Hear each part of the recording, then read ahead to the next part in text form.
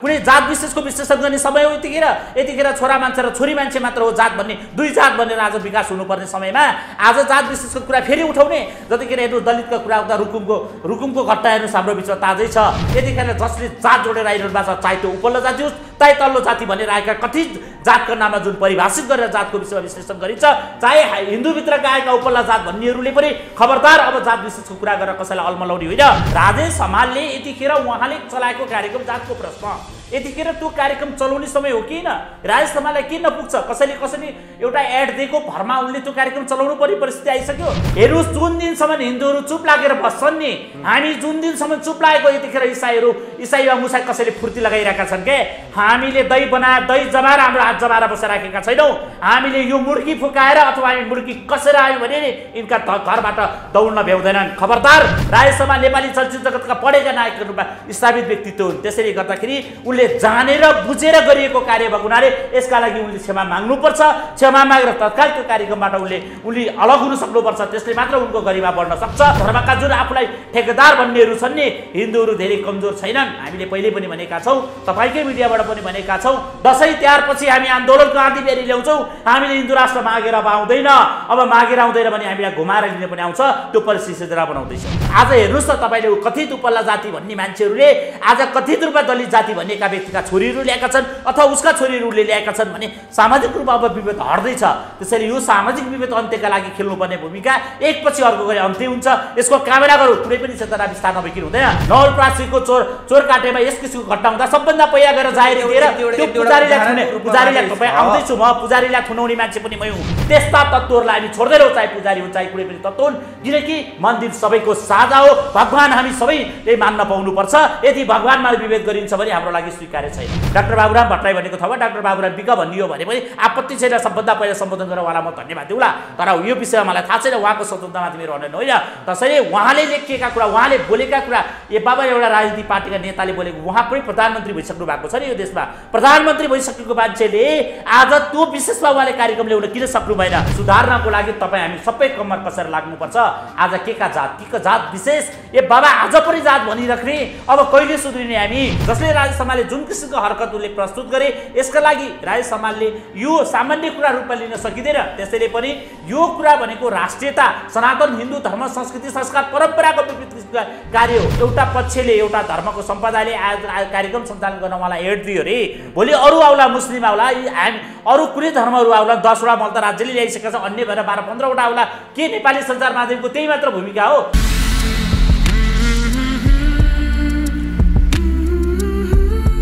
आदरणीय दर्शक महानुभाव नमस्कार तपाईँ यति बेला हेर्दै हुनुहुन्छ pnpkhabar.com र साथमा मनोसन घाटी उपस्थित भएको छु पछिल्लो समय नेपालका महानायक राजेश हमालले सञ्चालन गर्दै आएको कार्यक्रम जातको प्रश्न अहिले विवादित बनेको छ क्रिस्चियनहरूले एड दिएको भनेर नेपालको सनातन हिन्दू धर्मका केही अभियन्ताहरूले त्यसको खुलेरै विरोध गरेका छन् आज हामीसँग यस विषयमा कुराकानी गर्नको लागि धार्मिक अभियन्ता सागर थापा हुनुहुन्छ स्वागत छ धन्यवाद राजेश हमालले सञ्चालन गरेको जातको प्रश्नमा तपाईँहरूको अलिकति विमति छ किन देखियो विमति हैन एउटा नेपाली चलचित्रका एउटा हस्ती नेपाली चलचित्रको साँच्चै नै भन्नुपर्दा महानायकको रूपमा स्थापित भइसकेका व्यक्ति राजेश हमाल जसले एउटा कुरा के भने सबभन्दा ठुलो कुरा उहाँ पनि सामाजिक सञ्जाल वा सामाजिक सोसल मिडिया मात्र नभएर नेपाली चलचित्र जगतको पनि एउटा हस्ती राजेश हमालजीले जुन कार्यक्रम जातको प्रश्न कार्यक्रम चलाएर आइराख्नु भएको छ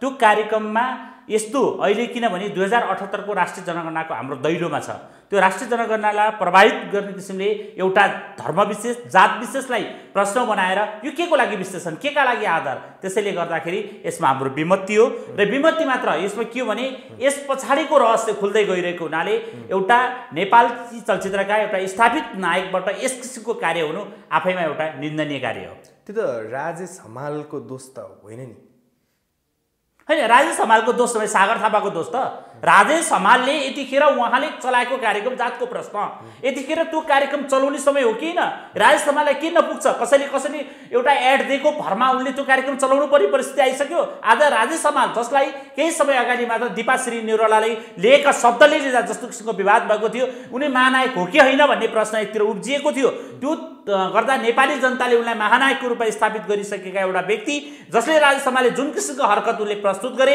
यसका लागि राजेश हमालले यो सामान्य कुरा रूपमा लिन सकिँदैन। त्यसैले पनि यो कुरा भनेको राष्ट्रियता, सनातन हिन्दू धर्म संस्कृति संस्कार परम्पराको विपरीत किसिमको कार्य हो। यतिखेर राष्ट्रिय जनगणना 2078 आउँदो 78 सालको प्रारम्भमै हुँदैछ।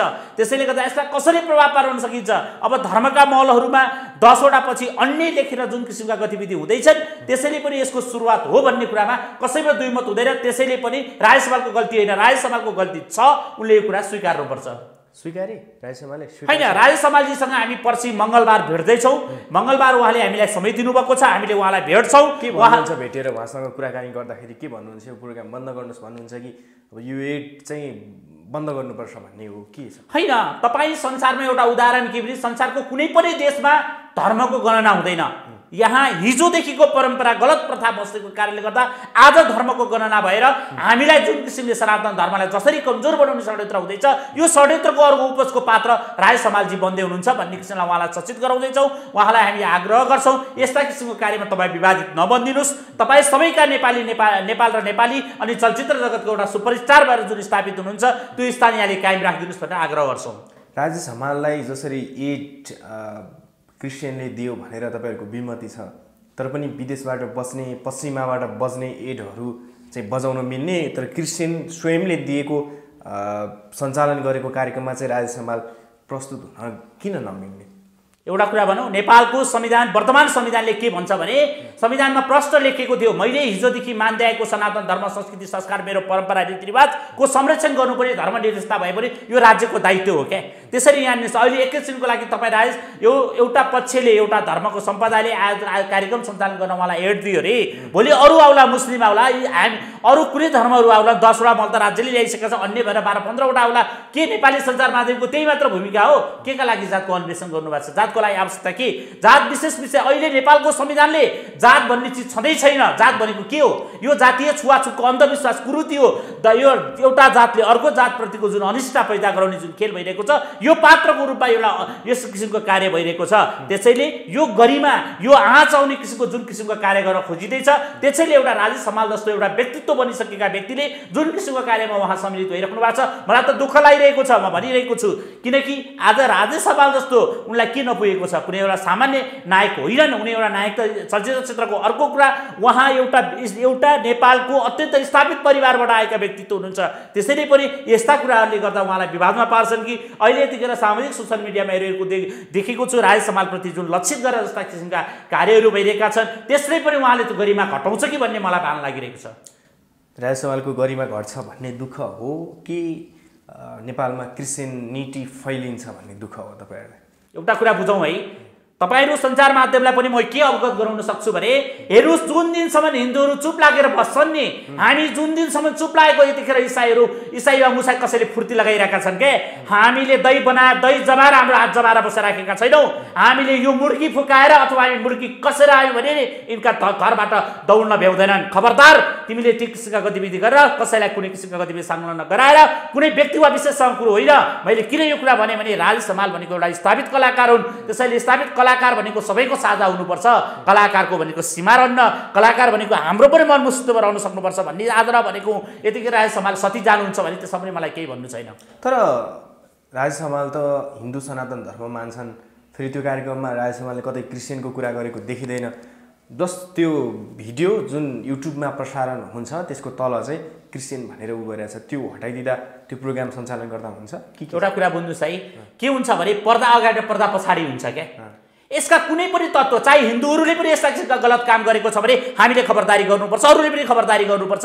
त्यस किसिमका कार्यहरू कुनै धर्मको आड लिएर, कुनै जात विशेषको विश्लेषण गर्ने समय हो। यतिखेर छोरा मान्छे र छोरी मान्छे मात्र हो जात भन्ने, दुई जात भनेर आज विकास हुनुपर्ने समयमा आज जात विशेषको कुरा फेरि उठाउने। जतिखेर हेर्नु दलितका कुरा उता रुकुमको घटना हेर्नुहोस् हाम्रो बिचमा ताजै छ। आज जात विशेषको कुरा हरेक ठाउँमा जात जोड्ने यो समय हो। यतिखेर जसले जात जोडेर आइरहनु भएको छ, चाहे त्यो उपल्लो जाति होस् चाहे तल्लो जाति भनेर आएका कथित जातको नाममा जुन परिभाषित गरेर जातको विषयमा विश्लेषण गरिन्छ, चाहे हिन्दूभित्रका आएका उपल्ला जात भन्नेहरूले पनि खबरदार अब जात विशेषको कुरा गरेर कसैलाई अलमलाउने होइन। अब आफ्नो धर्म संस्कृति संस्कार परम्परा मान्ने आफूलाई छुट छ, तथापि यस्तो किसिमको जसरी जातको प्रश्न, वाइ जातको प्रश्न, के को जातको प्रश्न? राजेश हमाल जस्ता व्यक्तिले हो हिन्दू मान्नुहुन्छ मान्नुहुन्न त्यो पनि भोलिका परिभाषा होला, उहाँको स्वतन्त्रता छ, उहाँलाई म हिन्दू या आज उहाँले चलाइरहेको कार्यक्रम के राजेश हमाल अनपढ नायक हुन्? राजेश हमाल नेपाली चलचित्र जगतका पढेका नायकका रूपमा स्थापित व्यक्तित्व हुन्। त्यसैले गर्दाखेरि उनले जानेर बुझेर गरिएको कार्य भएको हुनाले यसका लागि उनले क्षमा माग्नुपर्छ। क्षमा मागेर तत्काल त्यो कार्यक्रमबाट उनले अलग हुन सक्नुपर्छ। त्यसले मात्र उनको गरिमा बढ्न सक्छ।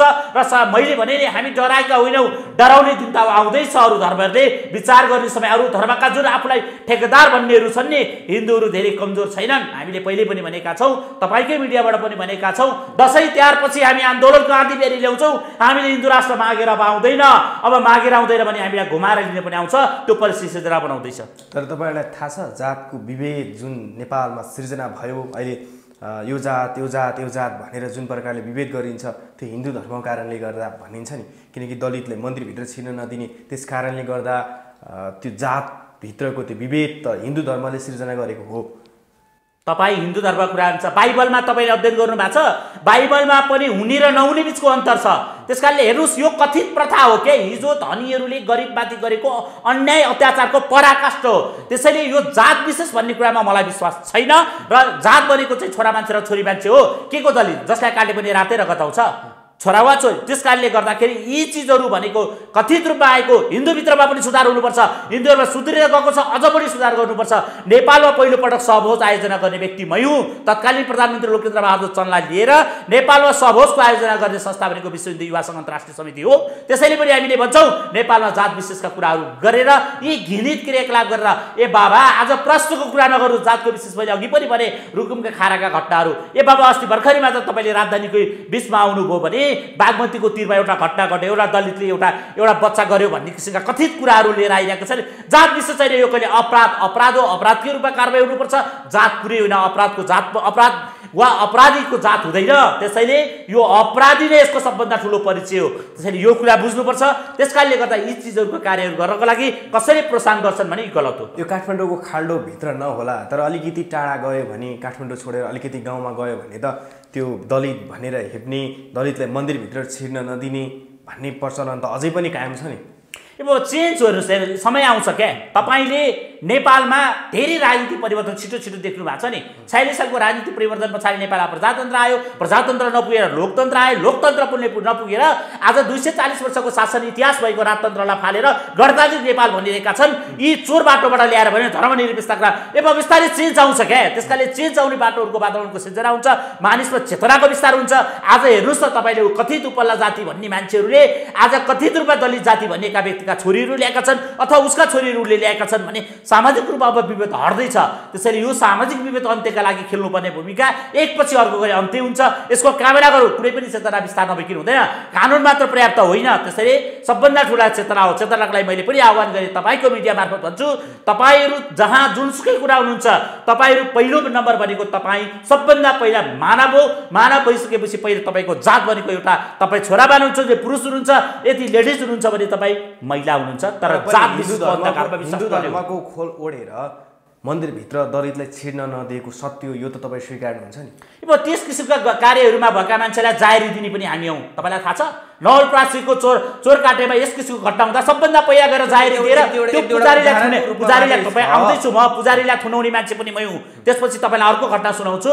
दोलखा जिल्लामा पनि त्यस्तै घटना घट्यो। त्यो घटनामा पनि हामी सबभन्दा पहिला हामी गएर त्यो पुजारीलाई कारबाही गर्नुपर्छ भनेर जिल्ला प्रशासन कार्यमा उजुरी दिने पनि हामी हौँ। अवश्य मैले भने नि अघि नै, सबै चिजको चेन्ज हुन्छ क्या। त्यसकारणले तपाईँहरू कतै गर्दै हुनुहुन्छ, तपाईँको मिडियाबाट पनि यो आह्वान छ, कतै तपाईँहरूलाई छुवाछुतको नाममा मन्दिरहरू प्रवेश गराइदिएर भने हामीलाई खबर गर्नुहोस्। तपाईँको सञ्चार माध्यमबाट मार्फत भए पनि हुन्छ, अथवा हामी सिधै पनि खबर गर्नुभयो भने त्यस्ता तत्त्वहरूलाई हामी छोड्दैनौँ, चाहे पुजारी हुन् चाहे कुनै पनि तत्त्व हुन्। किनकि मन्दिर सबैको साझा हो, भगवान हामी सबैले मान्न पाउनुपर्छ। यदि भगवानमा विभेद गरिन्छ भने हाम्रो लागि स्वीकार्य छैन। तपाईँहरूले केही उदाहरणको रूपमा आएका केही व्यक्तिहरूलाई त कारबाही गर्नुभयो, तर अझै नेपालका यति धेरै ठाउँहरू, विकट गाउँहरूमा त्यस्तो प्रचलन त छ, अझै पनि दलितलाई हेप्ने मन्दिरभित्र छिर्न नदिने, दलितले छोएको नखाने भन्ने जुन प्रचलन छ यो अन्त्य गर्नको त लामो समय लाग्ला। त्यसमा त तपाईँहरू एकदमै खुलेर लाग्नु पर्ला, एकदमै धेरै जनशक्ति चाहिएला नि त।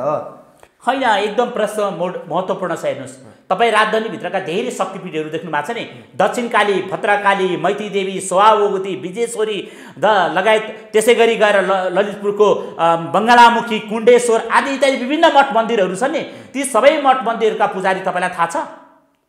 आज जसरी जातको कुरा गरिन्छ नि त्यहाँ कथित उपल्लो जाति छैनन् क्या। त्यसैले गर्दा हेर्नु, जात विशेष भन्ने कुरा के हो भने यो गलत प्रथा सिस्टम भएर क्या कसले गर्छ के गर्छ आदि इत्यादि कुराहरूको जुन कुरा गर्नु पनि यहाँले जसरी देशव्यापी रूपमा यो आवाज उठाएका छौँ हामीले। यहाँ मात्र होइन, आज हामीले भनेका छौँ अहिले भर्खरै मात्र दलित शब्द लेख्नुहुन्न, अब यो दलित भन्ने शब्दै होइन भनेर आज शिल्पकारहरू भनेर आइराख्नु भएको छ। यी सबै चिजमा चेन्ज भइरहेको छ क्या। त्यसैले चेन्ज हुन्छ। तपाईँले भने जस्तै देशभरि रूपमा हाम्रा सङ्गठनहरू इकाइ रूपमा विभिन्न धार्मिक सङ्गठनहरू लागिरहनु भएको छ, चेन्ज आइरहेको छ, आउँदैछ। मैले अघि पनि भने कुनै किसिमको गतिविधिमा त्यस्तो कार्य हुँदैछ भने हामीलाई सूचना दिनुभयो भने कसरी हुन्छ? डाक्टर बाबुराम भट्टराईले संसदमा बोल्दा म अब मेरो नामको पछाडि भट्टराई लेख्दैन विक लेख्छु भनेर लेखेर हुन्छ कि कसरी हुन्छ? ए बाबा, तपाईँलाई एउटा कुरा थाहा छ? नेपालको यो संविधान जारी हुनुभन्दा पहिला जात लेख्ने चलन थियो क्या। जात अर्को जसलाई आफूलाई खुसी लाग्यो त्यही जात लेख्ने चलन थियो। केही साथीहरूले जात विशेष लेखेको कारणले गर्दा आज सूचीको समुदायमा नपर्दा साथीहरूले फेरि सिफारिस लिएर गएको घटनाहरू पनि छन् क्या।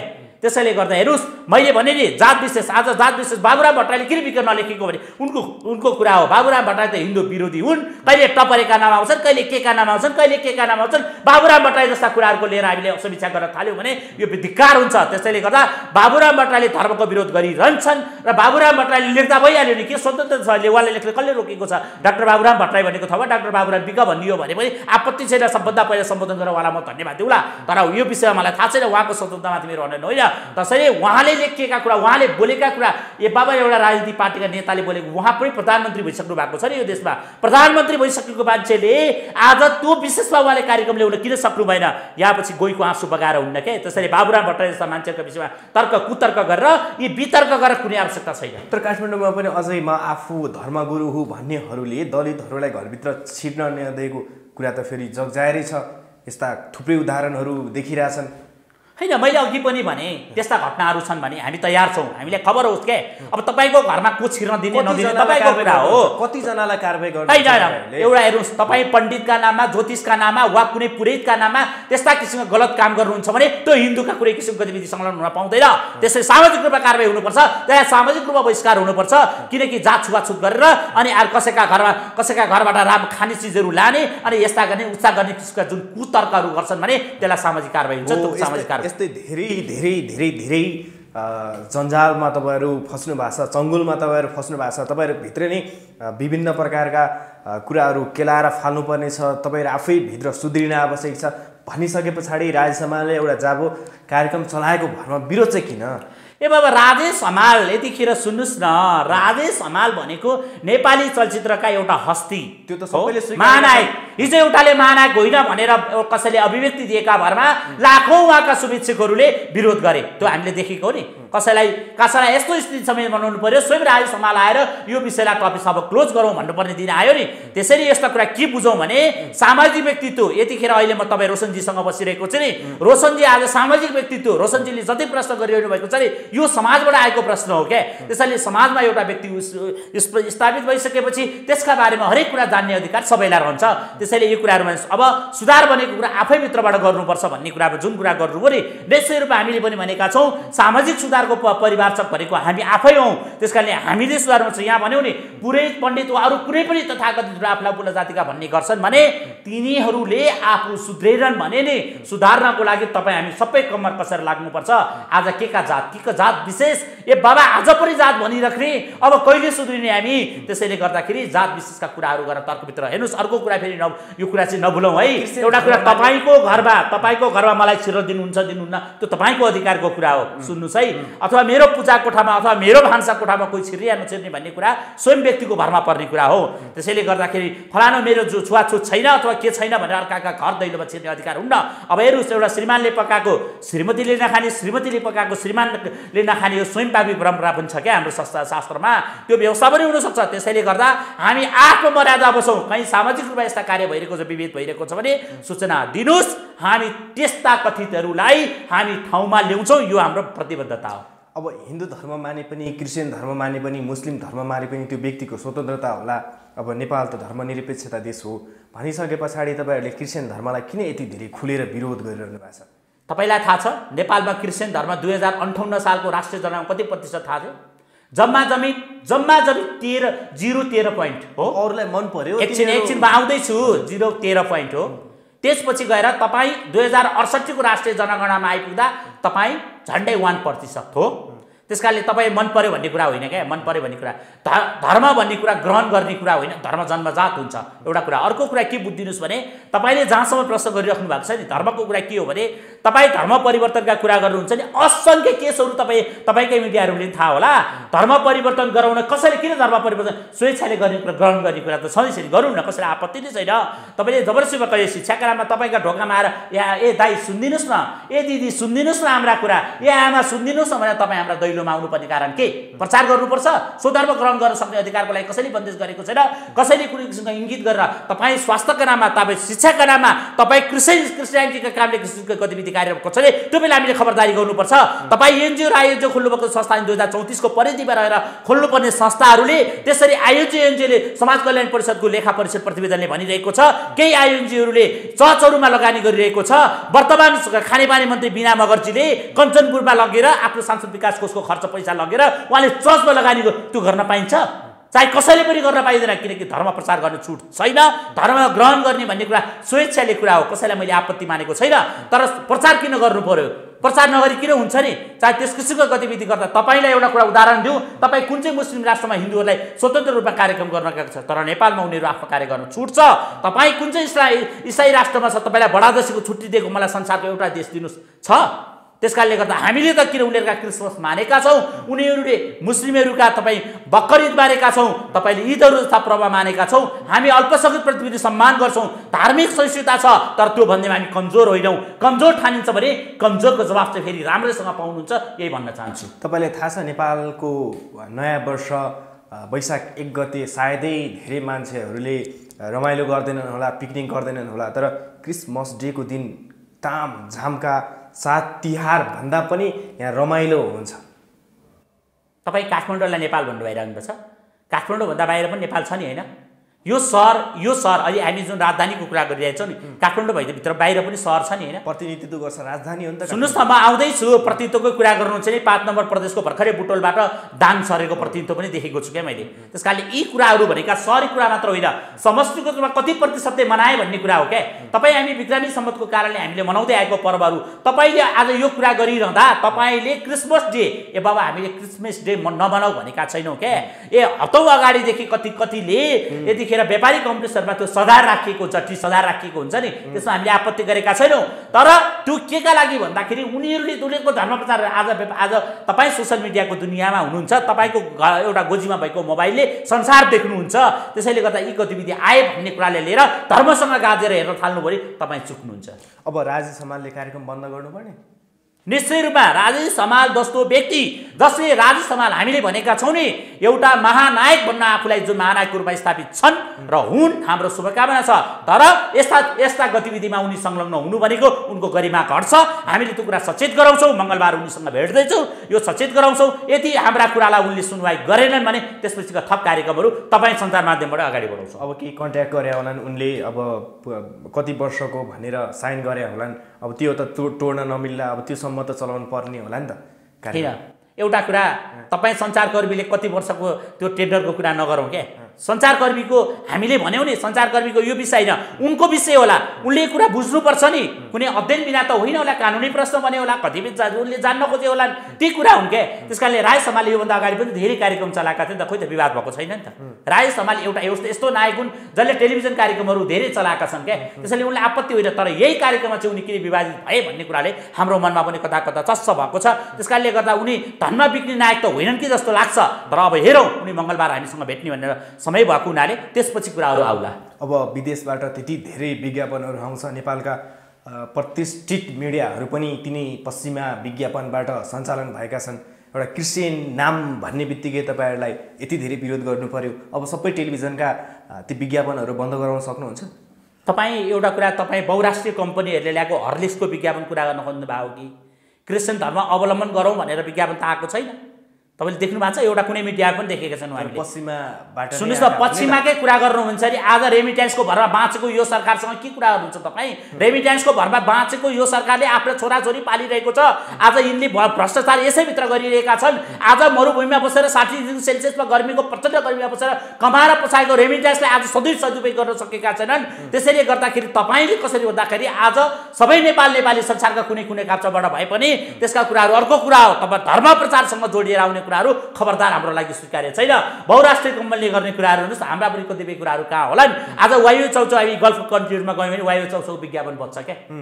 अब के हिन्दू धर्म प्रचार गरेको भन्न मिल्छ र? त्यसैले गर्दा ती चिज आफ्नो ठाउँमा छ, तर यसभित्र जुन रहस्य लुकेर आयो नि, यही मात्र हाम्रो आपत्ति हो।